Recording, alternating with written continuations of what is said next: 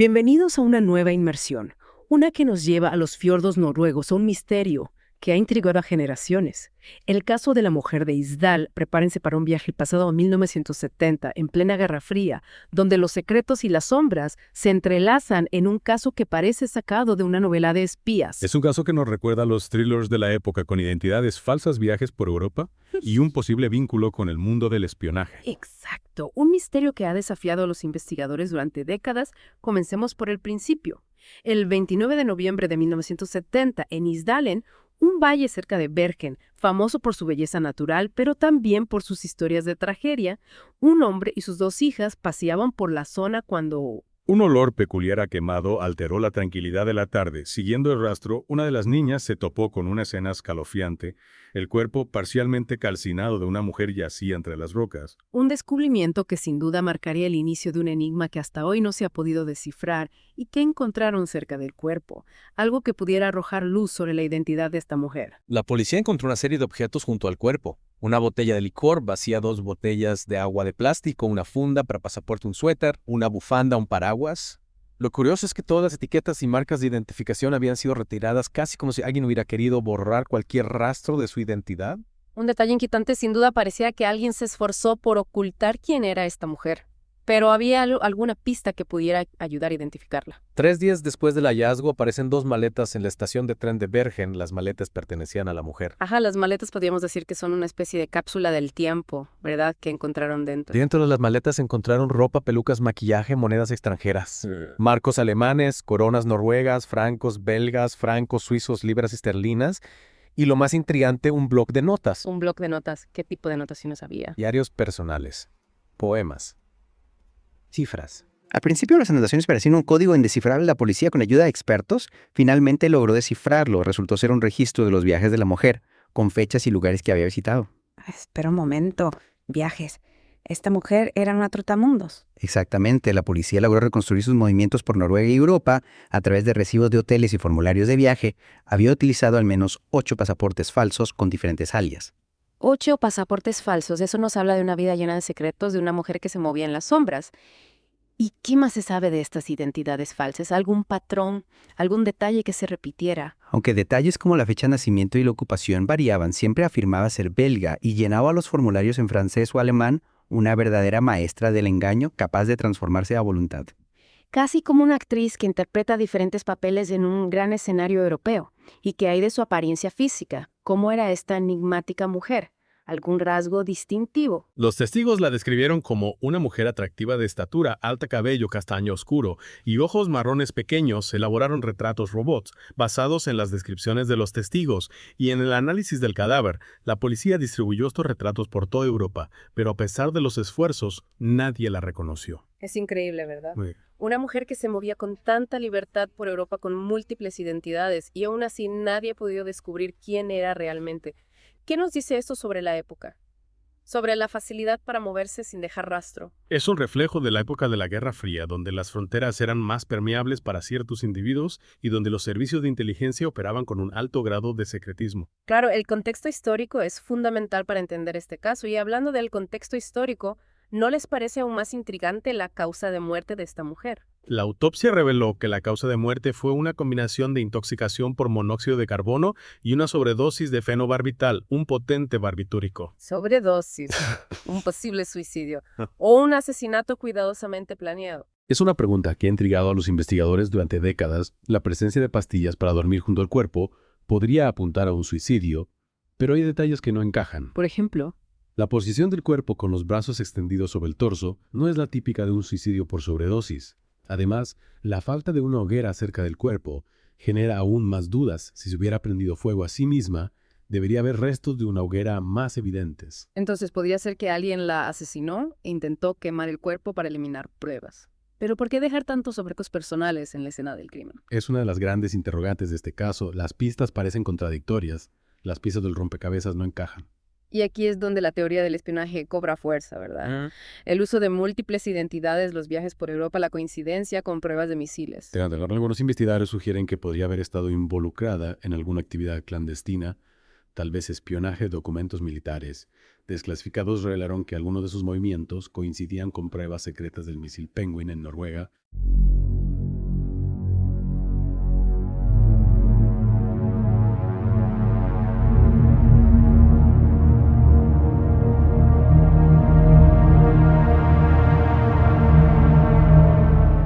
Es como si estuviéramos hablando de una película de espías. Una agente secreta que se mueve entre las sombras con identidades falsas y que de repente desaparece sin dejar rastro. Y la trama se complica aún más con algunos testimonios que surgieron después de que el caso se archivara en 1991. Un taxista declaró que recogió a la mujer del hotel y que un hombre se les unió antes de llegar a la estación de tren.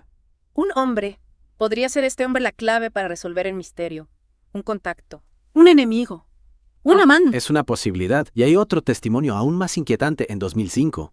Un hombre llamado Ketil Quersoy afirmó haber visto a la mujer 5 días antes del hallazgo del cuerpo, mientras hacía senderismo en las afueras de Bergen. ¿Y qué dijo exactamente Quersoy? ¿Recuerda algún detalle importante? Quersoy relató que la mujer vestía ropa de ciudad inapropiada para el senderismo y que iba caminando delante de 2 hombres con aspecto de ejecutivos. La mujer parecía asustada, como si estuviera en peligro. Qué escalofriante.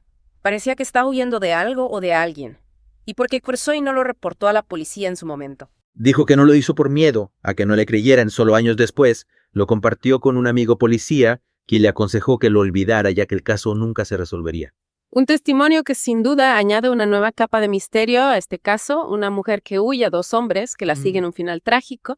Parece que estamos ante una historia con muchos cabos sueltos. Y a pesar de que el caso se archivó, la búsqueda de la verdad no se detuvo en 2016. El caso se reabrió y se empezaron a usar técnicas forenses modernas para intentar resolver el enigma. Un nuevo capítulo en la historia de la mujer de Isdal, nuevas tecnologías, nuevas pistas, nuevas esperanzas de encontrar respuestas. ¿Qué han descubierto con estas nuevas investigaciones? Han analizado los dientes de la mujer que se habían conservado y han descubierto mediante análisis isotópico que probablemente nació alrededor de 1930 en o cerca de Nuremberg, Alemania. Este dato coincide con análisis previos de su escritura que sugerían que se educó en Francia o en un país vecino.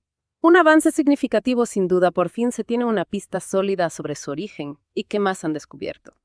¿Alguna pista sobre su posible identidad? Los análisis también indican que la víctima había visitado a un dentista en Asia Oriental, Europa Central, Europa Meridional o América del Sur, lo que amplía aún más el misterio de sus viajes. Es un caso que no deja de sorprender. Cada nueva pista parece abrir una nueva puerta, un laberinto de posibilidades. ¿Y qué ha pasado con el caso desde entonces? Se ha avanzado en la identificación de la mujer de Isdal. En 2018, la NRK y la BBC crearon un podcast llamado Death in Ice Valley, que explora el caso a fondo. Los oyentes han aportado algunas pistas y se ha contactado con el DNA Project para intentar identificarla a través de pruebas genéticas de isótopos genealógicos. Parece que aún queda mucho por descubrir en este caso. Sin duda, es un misterio que nos transporta a la época de la Guerra Fría, con sus secretos, sus espías y sus juegos de poder. Y una mujer que, a pesar de haber vivido una vida llena de viajes y engaños, sigue siendo una desconocida. Una mujer cuyo verdadero rostro, nombre e historia aún esperan ser revelados. ¿Quién era realmente la mujer de Isdal? ¿Cuál era su misión? ¿Y por qué murió en aquel remoto valle noruego? Las respuestas a estas preguntas aún están ocultas en la niebla del tiempo, esperando a ser descubiertas. Y con esa intriga vamos a hacer una breve pausa. En la segunda parte de nuestra inmersión en el misterio de la mujer de Isdal, exploraremos las teorías que se han tejido alrededor de este caso y analizaremos las últimas pistas que han surgido. No se pierdan la continuación de esta fascinante historia.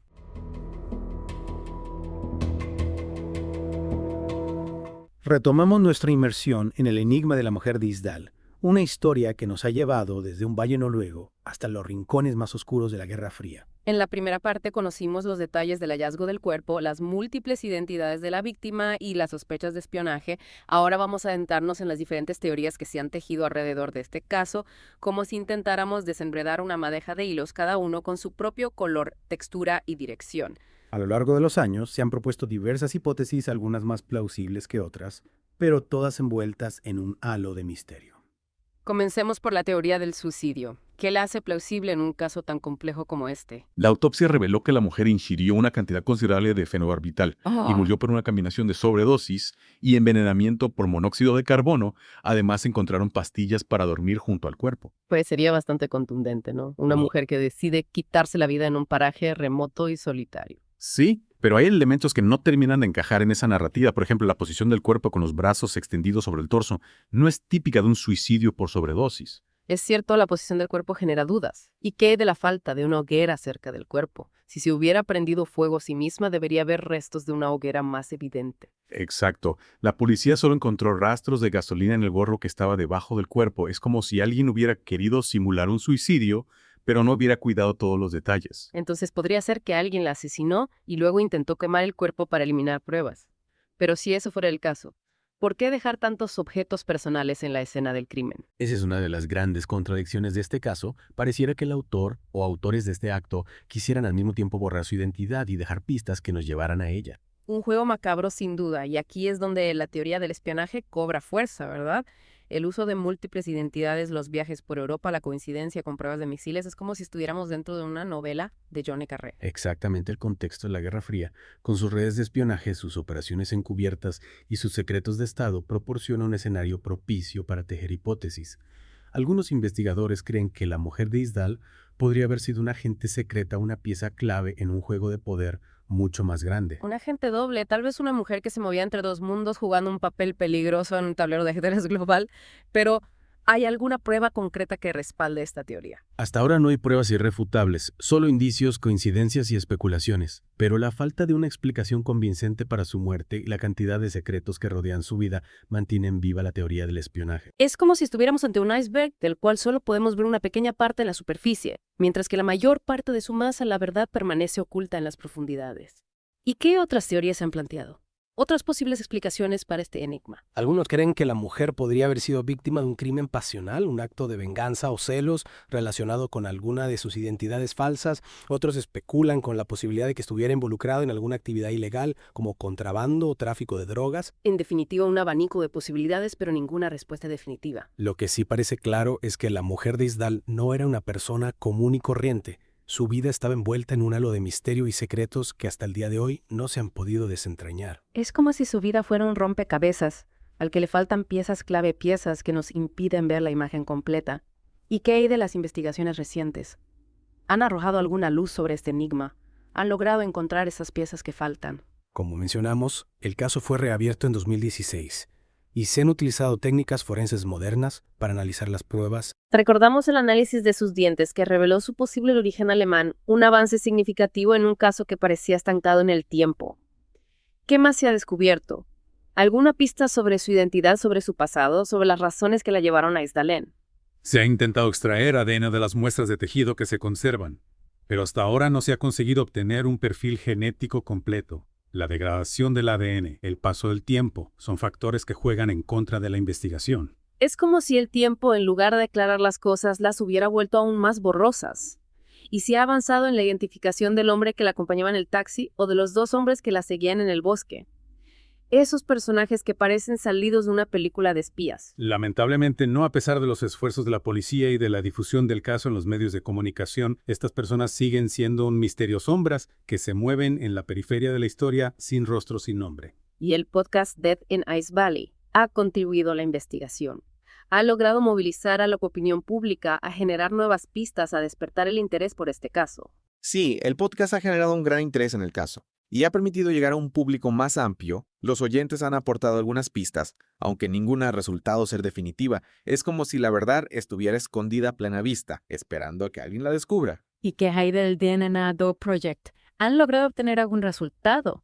¿Podrían las pruebas genéticas de isótopos genealógicos ser la clave para resolver este misterio? Aún están trabajando en el caso, pero la degradación de las muestras de ADN dificulta la tarea. Es una carrera contra el tiempo, una batalla contra el olvido. Parece que el misterio de la mujer de Isdal sigue resistiéndose a ser resuelto a pesar de los avances tecnológicos y los esfuerzos de los investigadores. Hay piezas del rompecabezas que aún faltan por encajar. Es un recordatorio de que a veces la verdad se nos escapa, de que hay historias que se resisten a ser contadas, de que hay secretos que se llevan a la tumba. Es una historia que nos recuerda que el pasado nunca está realmente cerrado, que los secretos pueden permanecer ocultos durante décadas y que la verdad puede ser más elusiva de lo que imaginamos. Y con esa reflexión vamos a hacer una breve pausa para adentrarnos en la tercera parte, en las implicaciones de este caso y en las preguntas que aún quedan sin respuesta. No se pierdan la conclusión de nuestra inmersión en el misterio de la mujer de Isdal.